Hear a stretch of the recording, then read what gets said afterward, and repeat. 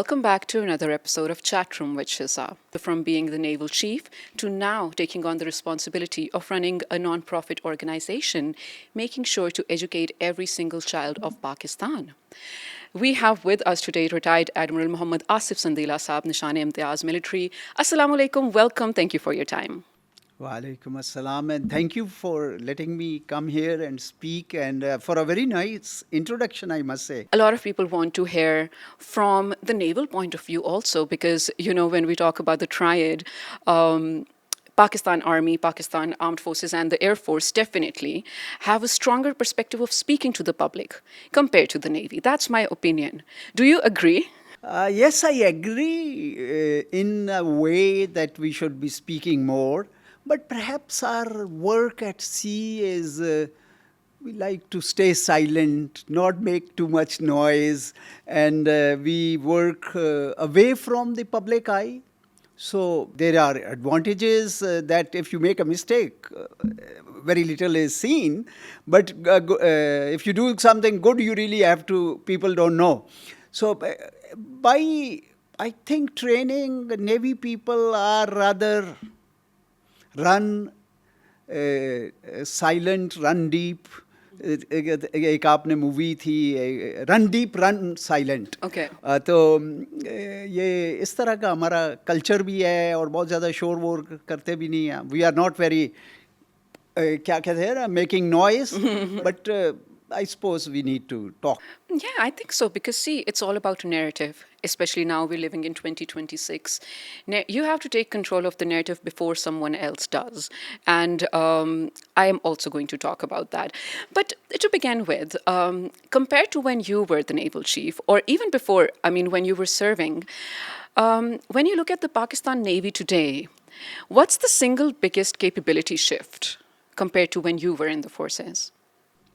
There are many things actually, but one big and very important is, I can talk just a little and not too much. You see, all the navies, all the world, they keep their second strike capability on the submarines at sea, mainly because they are under the sea, you don't know where they are, and B, they are mobile, they can move right, left. So all people who have nuclear weapons, they have this based on submarines. They do have land-based and, air-based also, but they all have second strike on the submarines. So I can only talk about, say this much, that Alhamdulillah, Pakistan Navy Submarine Service is getting stronger. There are new submarines coming. Now this is public, even in the papers, and there are going to be 4 new submarines coming. One has joined already, and 4 will be built in Pakistan. Yes. So this is a very big leap forward, I think, in the Navy. And then, of course, in the aviation, even on the surface ships, there are new ships, quite a few of them. Actually, when I was serving, and just before my retirement, some new ships came in. Otherwise, we were used to running old ships. When I was young, there were only Second World War and then very old ships. But now Pakistan Navy, Alhamdulillah, is, I would say, technologically and manpower-wise, much better than what we could say 10, 15 years ago. Yes, that's true. And I think the deadline they give around 2040, we should be having our own home-built submarines also. Correct me if I'm wrong. The figures I have latest are the Navy currently operates 109 active vessels, and we are ranking number 21 in the whole world. Is that a good rank?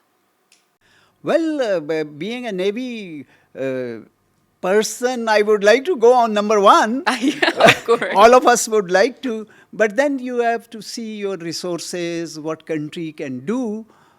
We can do perhaps, the nation is already giving a lot of resources to armed forces, and we must respect that.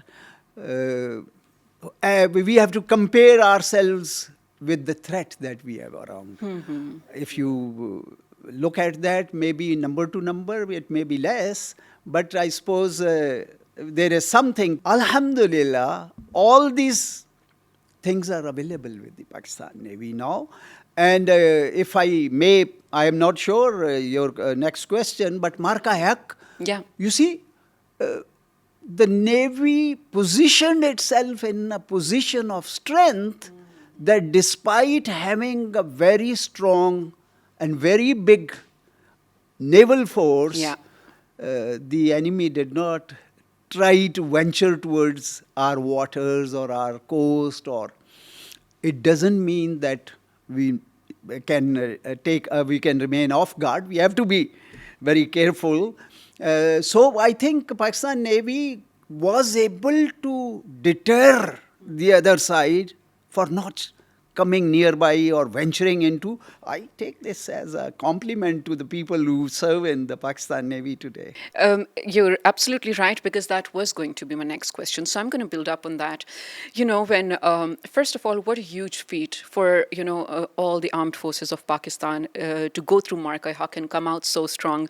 That was, I feel like, a unifying moment for the nation. Everyone came together. Now, if you remember, last year there was a lot of news and noise basically coming from our eastern neighbors, and how INS Vikrant has just, attacked, and Karachi port is burning, and this and that. Very funny. I mean, it was funny to see, to be honest, because that's not even possible. Looking at the news, what was going through your head? Because you've been the naval chief, of course, you know what was really happening. Were you even worried for a moment? Well, as a trained sailor, and I must say all soldiers and airmen, if they start worrying, that means they have not really learnt enough. So you got to learn to stand to whatever is on the opposite side. Frankly, I wasn't worried from this point of view, but I did worry that it could be if it spread around, it could be problematic. But I had never any doubt that Pakistan Armed Forces, I must say, not only Navy, Pakistan Armed Forces will come up to expectations. Frankly, I didn't know that this will happen, what happened. But Alhamdulillah, I personally, and my friends, and we were talking, and it wasn't a frightening situation. But of course, you have to look at the threat and look at the country. But I must say, I must congratulate the people who were behind the guns at that time, that they came out and put our head on top. And one thing more I would say, we as a nation, just before Marka Haq, it looked like that we were disintegrated. But when the time came, the nation, the armed forces, everybody came together. Yeah. And I think we all need credit for this, Yeah. because the wars are not fought only by the armed forces. Wars are fought by the nations. And the nation really came together.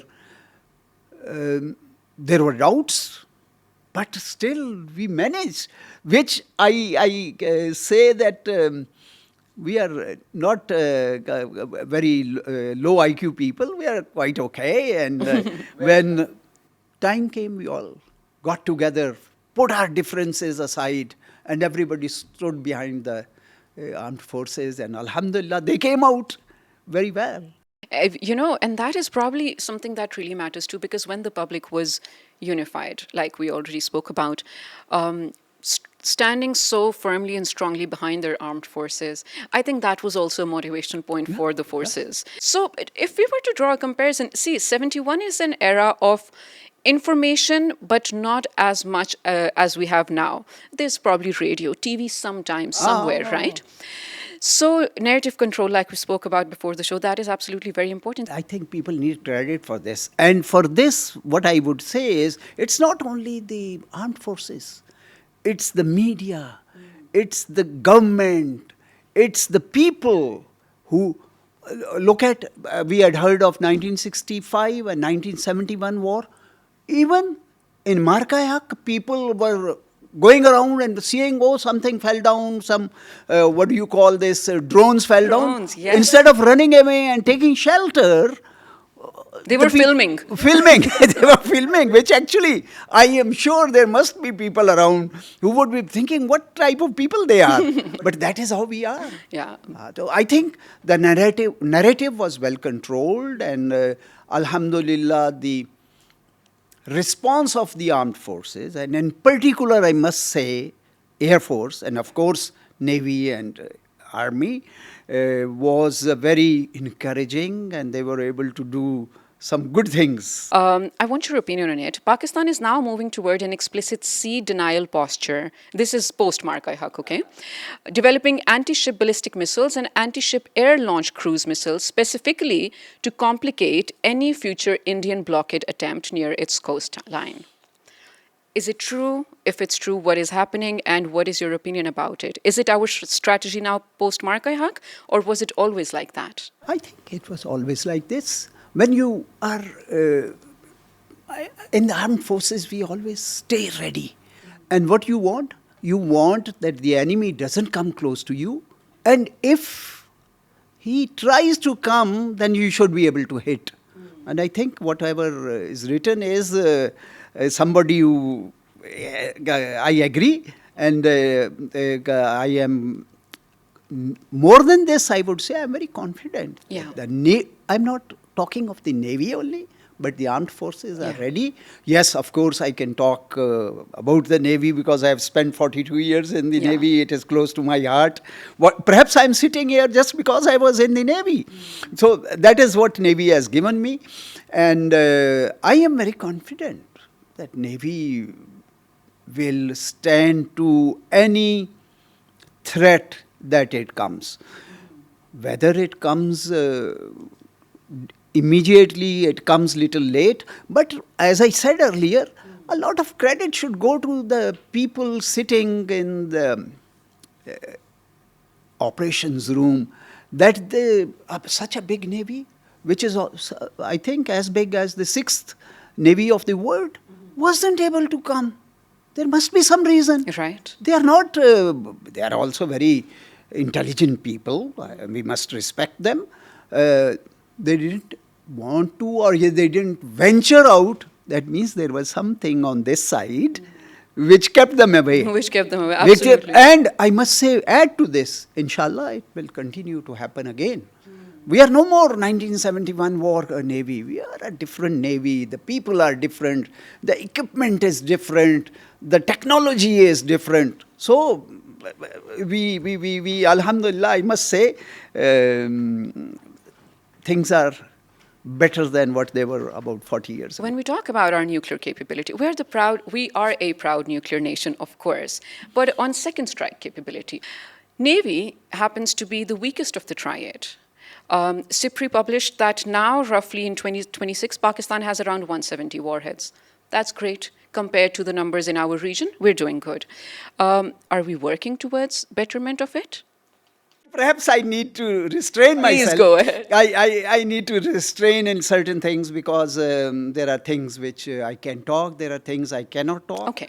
But as I said earlier, the second strike capability of all the world Navy stays with the submarines. Okay. And it can only be done by the Navy. More or less, I will not comment on. Yeah. And but I will assure you, I will assure the nation that this is a very potent capacity and capability which, if required to use, of course, the decision will have to come from top. Yeah. The Navy will not, what should I say, not shy away. Not shy away. And why have people kept this second strike on submarines? As I said earlier, it is because it's stealth and it's movable. Nobody knows where the submarines is. And our submarine service, I'm not a submariner, okay, but I have a lot of confidence in their capacity, in their training, in their motivation to be able to stand and to be able to fight. Very smart answer. I have to. Coming from a very seasoned and polished sailor, I have to say Yeah, this is yeah. a very, Thank you. very Thank you. smart answer. Thank you. But Sandila Saab, so a very good thing happened to Pakistan recently last week, the Makkah Joint Defense Agreement. We built upon the Saudi Defense Pact from last year. Now we have Türkiye as well. There was a huge round of celebrations in the country. Can we talk about, for our audience in, let's say, simple language, so we all understand? I'm a learner here too. What does that mean for Pakistan Navy? Like, is it just joint patrols, basic access, interportability? Because we already take, I think, corvettes and drones from Turkey, correct me if I'm wrong. So what other things are we looking at under this pact? Please let me say the major role, in my view, will be played by the Navy. Okay. You know, now we are talking of maritime security and at sea. Who will do it? It's the Navy who will do it. So Navy will have to come in, play a major role. I'm not saying that the others don't have a role. They have a role to play. All forces play together. But in my view, in the maritime field, Navy in all this, of course, Turkey is a very powerful navy. I must say. It's a very powerful, so is Saudi Arabia. They're also powerful. But who is in this area? Pakistan. Pakistan is the one. And by the way, I must tell you, there is a large number of people in the Gulf countries who have been trained by Pakistan, and particularly Pakistan Navy. And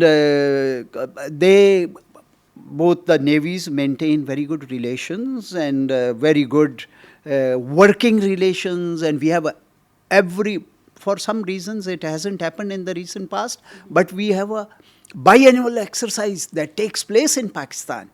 And their Navy comes and we work together. But Navy coming to the Defense Pact, frankly, I have not read the details. And so it may not be very fair for me to. But I feel happy. I feel happy that Pakistan has been able to join with two other nations, strong neighbors, and which hopefully will be able to augur well for all three countries. Again, Pakistan Navy will have a major role to play in this whole game, because today problem is at sea. Real problem is at sea. You may call it Bab al Mandab, or you may call it Strait of Hormuz, or that is the problem. It has to happen. You just can't sit back and. By the way, I must add here, Pakistan Navy has been already part of the international first coalition against terrorism. Then Pakistan is part of the international maritime force operating in the Gulf of Aden against the pirates. So it is not something new for us. Yeah. We are already there. We are already operating. Our ships are there. Our people are operating. So when it comes, I'm very sure they'll be there to do something good. This is such a good news, actually. I mean, the defense agreement in itself is a huge news, but like you said, that the naval forces will have a big part to play in it. Related question, since we spoke about the ongoing conflict and how that has actually shaped everything that is going on in the world. So, for example, for us to build up on, naval collaborations, it's because of the ongoing conflict as well. Things change. Pakistan has played a very balanced act and a mediatory role between Iran and US. It's a diplomatic win. I have to say we're proud of it. Oman naval exercises. Iran and US are both in it. There are times. How are we going to balance that in the future? Are we able to bring them back together again? Let's say, I would like to say a little different. The navies operate in a very different way. Okay.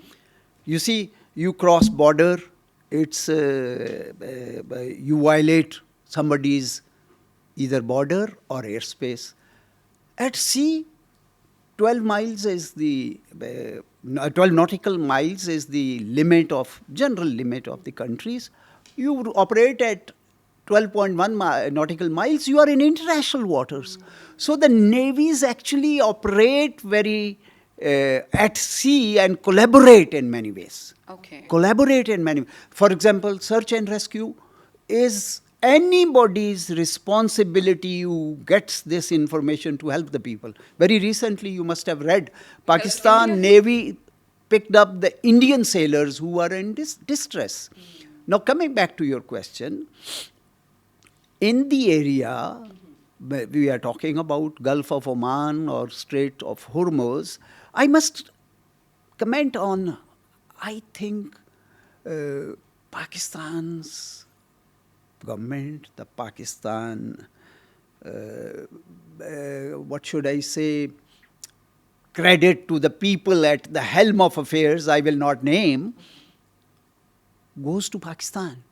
It is not easy to get people sit on a table and talk. Those who have been at odds for nearly 50 years. Imagine.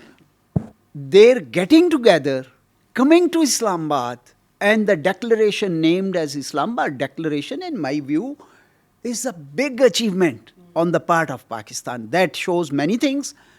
Number one, it shows that people trust us. Okay. Otherwise, they will not talk. They will not come to Pakistan.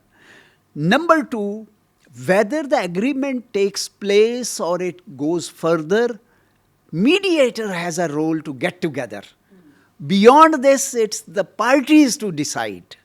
So there are people who continue to, what should I say, in certain ways criticize or, you see, I fail to understand what is the criticism about.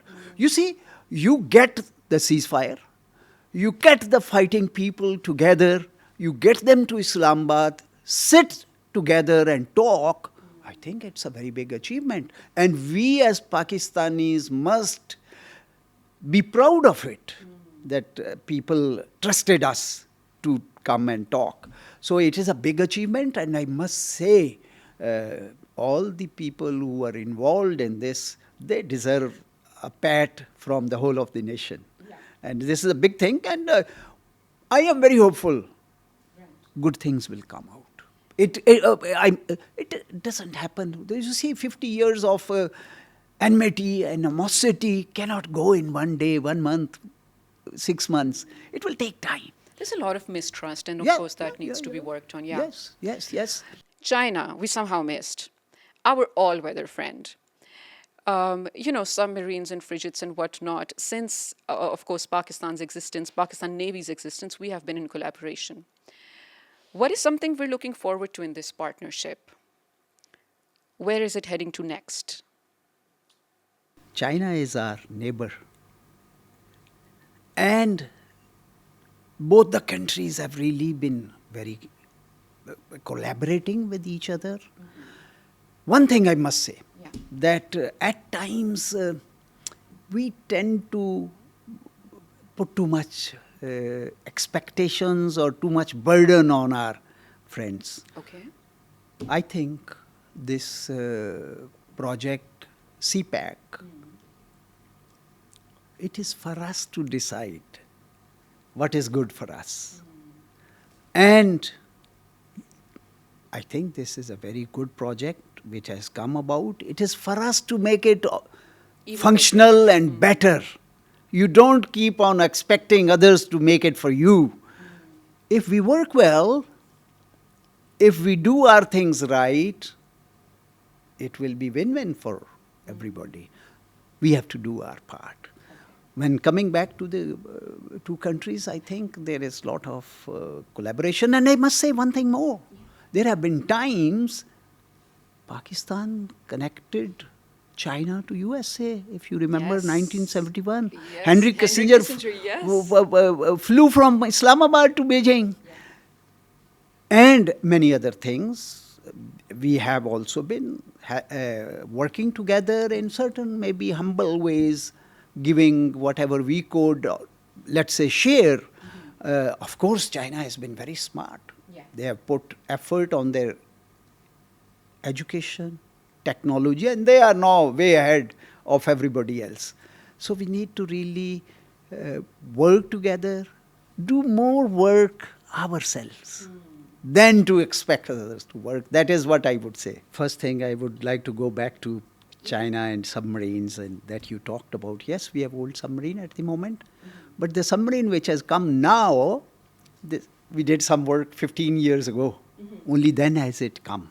Okay. So the Navy has been very mindful of this that we have to do. You see, getting a submarine or an aircraft, particularly submarine or a ship, is not like going and buying a pair of shoes. It doesn't happen overnight. Yeah. It takes years. You see, this first submarine, this contract was signed in 2015. Okay. We are in 2026. Yeah. So it has taken that long to come. So the Navy was aware of requirements and we did some work. But Sandila Saab, I want to take you back to your service days now.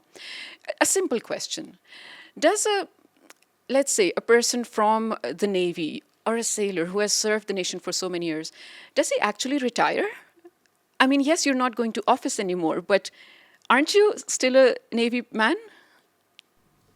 I actually say this to my friends and my colleagues that I refuse to retire. The only difference is I don't wear uniform now. I don't consider myself, I am retired, and there are so many other things. And I am not the only one. I must tell you, there are so many people who are doing many things for good of this country and the people. I am not the only one. And yes, sometimes people think, relax. But my attitude towards life is, I still get up early in the morning, I sleep early, I go for a walk or for a golf, play with my grandchildren, like I used to do early. The only thing is I don't have to go to office, Navy office, but I still go to office. That we are perhaps, you know, that we are trying to work on education and skill development of poor children. So I am, actually, I refuse to retire. And that's such a beautiful thing, because some people actually just look forward to retirement because yeah, you know, you've worked all your life, you really want to just take a break and relax in your bed. But I feel like the discipline and the values instilled in you as a military man or a naval man, I think they stay throughout, you know, throughout your life. Sandila Sab, you mentioned how after your retirement you actually took a cause that was really close to your heart, and till date you're working on it so actively. So for all the people who don't know, it's not related to Navy somehow. And we're going to ask him, of course, how was this matter of educating the underprivileged so close to your heart? Why did you take up the responsibility? Well, first of all, I believe there are triggers in life who might change the course or which might take you somewhere. I am a Navy man. I could very easily relax and, what should I say? Have a side business in defense production. But I read a book, 3 Cups of Tea. Okay. This is a story of an American who comes to scale K2, falls sick, they are taken to a village. And by the way, there was a lot of controversy in USA about his book. And there came a book, 3 Cups of Deceit also. But when I read this book, at that time, they had an organization which was running schools in Gilgit-Baltistan, Okay. Afghanistan and Tajikistan. What struck me was, if an American can come and do this, we can do this. And I must tell you that I come from a village in Shekhupura. I studied in a school where there was no electricity, Taatwala school, government school. Wow. So, and thankfully, I was able to go to cadet college and then Navy and then. So it always remained at the back of my mind that there is some need for us to do something about the poor children, and particularly in rural areas. Now, I usually give an example that if you give somebody a glass of water, food, medicine, God will give you the reward for Of this. course. We believe very strongly. If you can teach a child ABC, 2 plus 2, and teach them some manners, morals, and ethics, teach them how to catch fish, they will be able to stand on their feet. When they need water, they will be able to get it. When they need medicine, they will be able to get it. So that is what is our model, and that is what we are trying to do. And I should I say that we started with 2 schools Okay. in my village in Shekhupura. As I talk to you, we have 340 plus schools, That's amazing. 46,000 plus students in Gilgit Baltistan, Punjab, KP, Sindh, Islamabad, and we have now one collaboration in Balochistan also. Plus, we do some skill development Yeah, okay. for mostly girls. Oh, amazing. So it's not just a basic education from No, textbook. Okay. It is not. And skill development is what enables people to stand on their feet. That's what I was going to say. So when you know what they say about girls' education, you're not just educating an individual. It's a whole family. It's a whole generation. Absolutely. And the thing with girls' education is, and I'm specifically going to talk about that, it travels across generations also, and it's not just the textbook curriculum that will be transferred to the future generation. It's the etiquettes, it's the family making, the home economics, the so much related to it. And vocational training you already spoke about. But okay, so it's called Muawin Foundation. A very interesting thing for me, Sandila Saab, is that you are adopting schools, unlike other organizations, which is also great. I mean, they start from scratch, but you're like, okay, I see a problem. Schools exist. Some of them are ghost schools. Buildings exist. I'm going to adopt them and work on them. How did that idea come about? And do you think that is more successful than actually just starting from scratch? Hey, as you said, we don't really make schools, and there is a reason for this. Yeah. When you start making schools, it is not bad to make schools. I don't want to say that way. But a lot of resources will go into, you need to buy land, you need to do construction, you need to do so many things which takes a lot of resources. We think our team, by the way, in our team we are 3 class fellows who studied from class grade 8 to FSC together in a boarding school, Cadet College Cohort, and we've been together. I was in the Navy, one became a bureaucrat, Hamid Ali Khan is his name, and Nasir Hamdani was in the Air Force. But we have had a close interaction ever since 1962 onwards. Wow. And we sat down and we thought about it. Actually, you don't start things, just you need to think. There's a lot of planning. A lot of planning. Our main aim is that we need to, so many children are today out of school, and those who are going to school are not learning well. So there is a bigger problem. Okay. To plug this gap, you need to adopt a strategy which is scalable.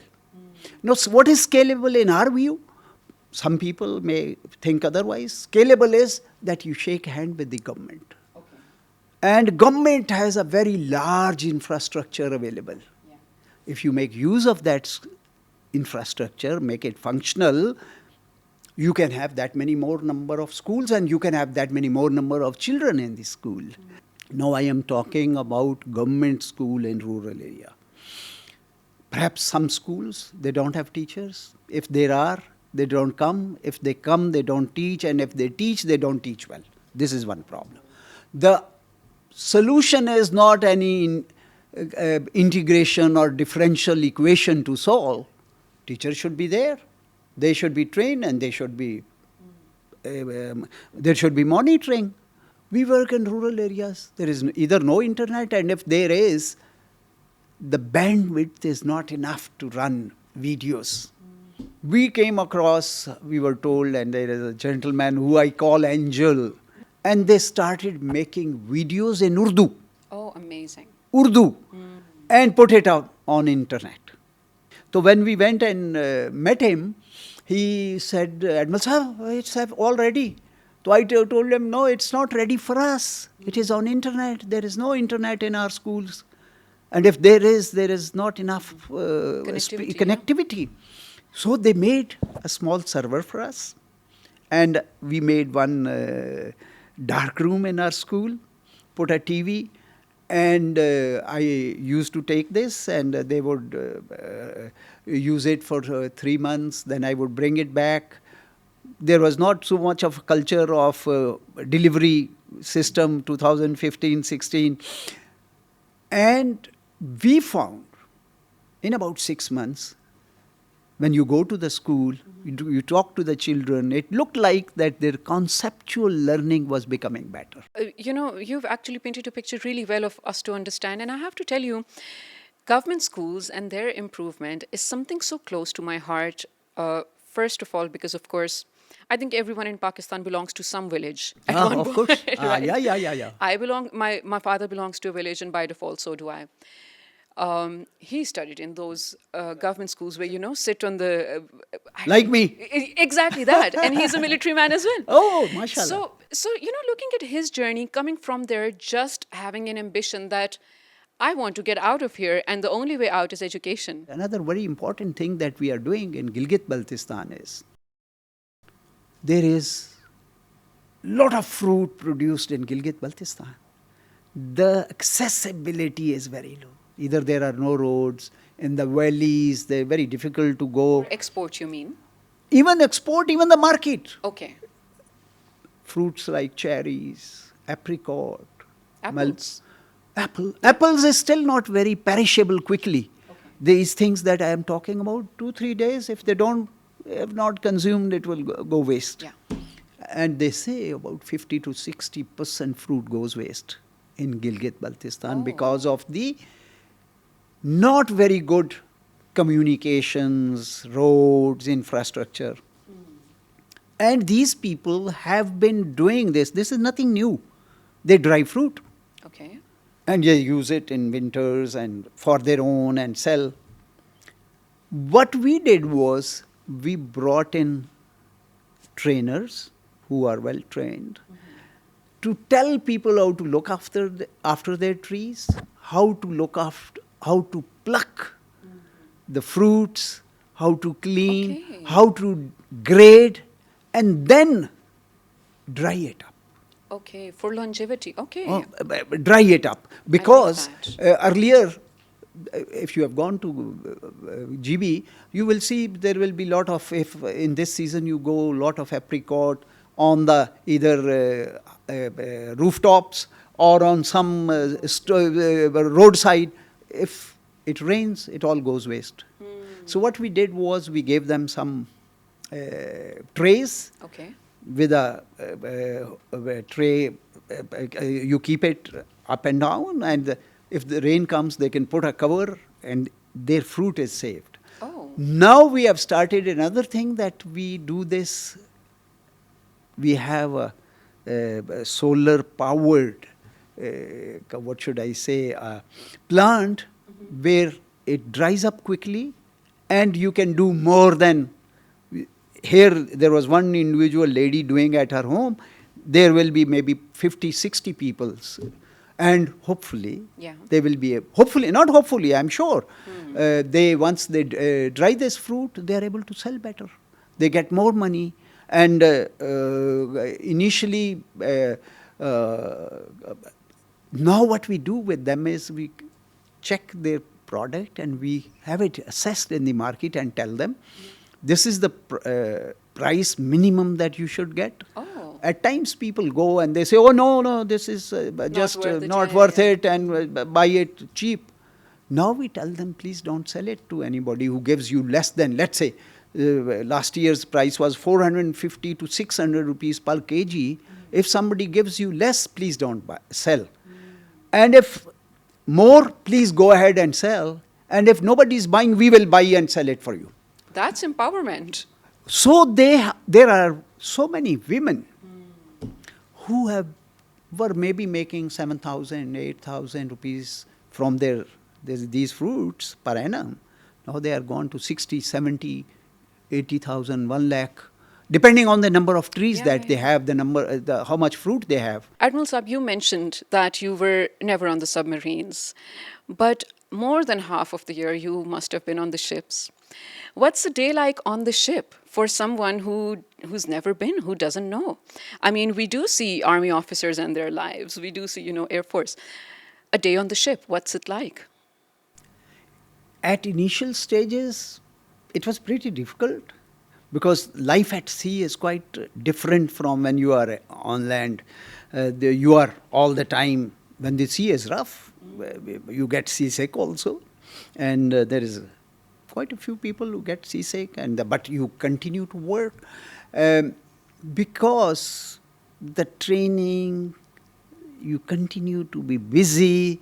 So it's a very challenging life. It is not like you start from Karachi and you are just relaxing, watching TV. No, there are exercises round the clock.